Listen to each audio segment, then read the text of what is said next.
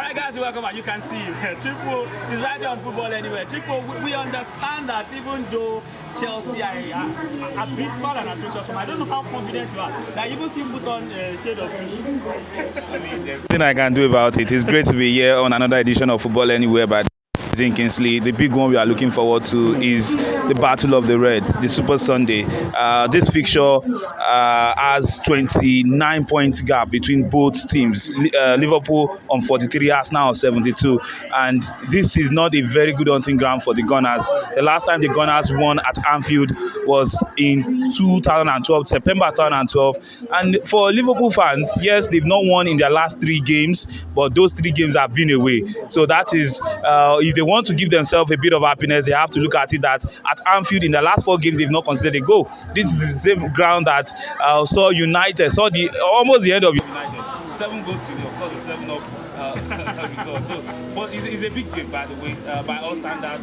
Usually, Liverpool are the ones that come into this game looking to contend for the title. But Arsenal come into this game as title contenders. They are running away right there. And the final games to the end of the season for Arsenal is a very, very pivotal one. If they really are the one to beat, even though they've been that all through the season long, and that is why they've gotten to this stage. Games like this, ground like this are grounds they need to get results. If you ask me, what would that result be for Arsenal today? Is a draw a good result? Is a win all Arsenal should go for, considering the fact that in the next round of games they got to play against Chelsea? I mean, to beat Chelsea these days doesn't cost so much. If Wolverhampton Wanderers can beat Chelsea, anybody can beat Chelsea. But they get to still play against a match, not United now. They get to play against Manchester City, yes. And there's a bit of they still play Newcastle. They still get to play against Newcastle. So it's a bit of a tough run of games. One thing Arsenal just have to do going into this game is that they have to show character. They have to go there and show that they really want it. Let's very quickly before it's about time for kickoff. Let's talk tactics. Let's look at where this game will be either won or lost. We know that Liverpool's most important attacking player is no other person than Mo Salah. Diogo Jota has a way of scoring against Arsenal, but Mo Salah will still be the go-to man. Now, in the first leg, Arsenal played a certain Takehiro Tomiyasu, who nullified everything Salah did. You know, Salah takes the ball to the left side. Takehiro Tomiyasu, a right, leg defender, curtailed everything that he did. But today, Alexander Zinchenko's positioning, he plays more in the midfield. Would that not be counterproductive and allow Salah and Trent a free ride on the right side of Liverpool's attack? Well, as Liverpool will be looking to hurt Arsenal, Arsenal definitely also be looking to hurt Liverpool. In a game like this, I don't expect Trent Alexander-Arnold to bomb forward too much. Yes, we know him for his attacking impetus and he's not so known for his defensive ability. But if I were to be Jurgen Klopp, except we are looking at getting the first goal in the first 20 minutes, I would rather have Trent, sit back a little bit, do some defending, because this Arsenal attack is a very vicious attack. For who will stop Mohamed Salah? Mohamed Salah is that kind of player that if you give him a chance, he can really hurt you. Yeah. But he's not having the best of the season right now. And how does Mohamed Salah get the ball? Someone has to carry the ball to Mohamed Salah, and that is where the midfield of Arsenal really matters. That midfield trio of Xhaka, Partey, Odegaard, and Odegaard. Zinchenko joins them. So that's a very, very strong midfield. And if you look at Liverpool midfield, is nothing to write home. Henderson, Fabinho. I mean, see. Henderson looks like, I don't remember the last time Henderson had a great season. Fabinho is a shadow. Fabinho is a shadow of his former self. So, and Liverpool's weakness comes from their midfield. And these days, they are not even defending so well. Yeah. So if Arsenal, with the work of Partey, especially Partey, if he can, if he has one of those good days in this game, then I think Liverpool will win the battle of the midfield. Arsenal win the battle of the midfield, and they can carry on advancing. And when you have a certain Bukayo Saka who can either, he can drift in and he can also strike. He can shoot from even the most difficult angles. Yeah. Almost, I mean, Arsenal just need to be confident. They need to believe that they can do this. And for Liverpool, they need to score first. If Liverpool scores first, in fact, Liverpool scored first against Man City. Liverpool have but it was April at Anfield. Liverpool have not lost a game in which they scored first since 2016. Wow. So they need to score first. Scoring first will put a lot of pressure on Arsenal. Will Arsenal miss Saliba? Well, I'm not so sure.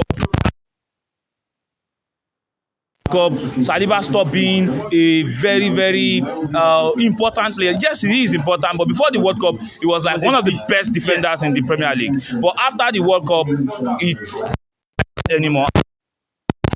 That tweaked something about its midfield, and when the midfield is so good that protects defense, then you don't get your defenders putting in those man of the match performances because they are well protected, they are not exposed. And if they don't get exposed today, I don't think they'll miss Saliba so much. Okay, final one. We look at the front three. Gabriel Jesus starts. A lot of Arsenal fans, a lot of football fans also are saying, why did he bring back Gabriel Jesus? It should have been Saka, Martinelli, Trossard, who have wowed us, in the last set of months when Gabriel Jesus was out injured. A big game away from home, Anfield.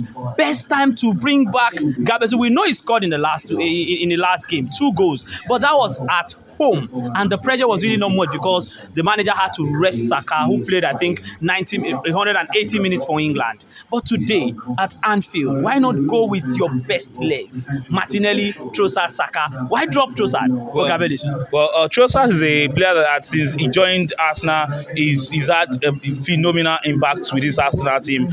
He's even one of the icing on the cake on a good team already that Arsenal has. But I think I would want to understand the reason for starting Gabriel Jesus. He is a player with character. He's a player made for games like this. He played at City. He's a champion. He's a multiple Premier League winner compared to a certain Trossard. So at this stage of the season, Gabriel Jesus played last season for Manchester City.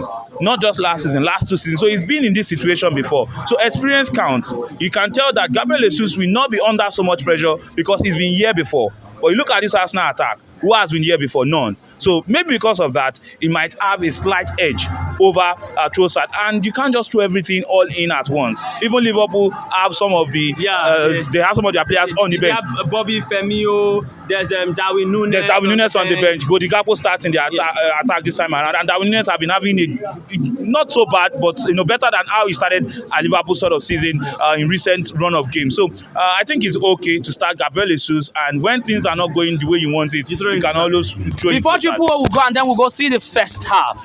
I'm putting Triple O right here on the spot. Triple O, how would this end? Well, I think whoever gets the first goal wins the game. Triple says whoever gets the first goal wins the game. We'll be back at halftime. Peradventure, whosoever gets the first goal doesn't get to win the game. You know who to drag. Not the Amazing Kings, but Triple. It's still football anywhere. We'll be right back.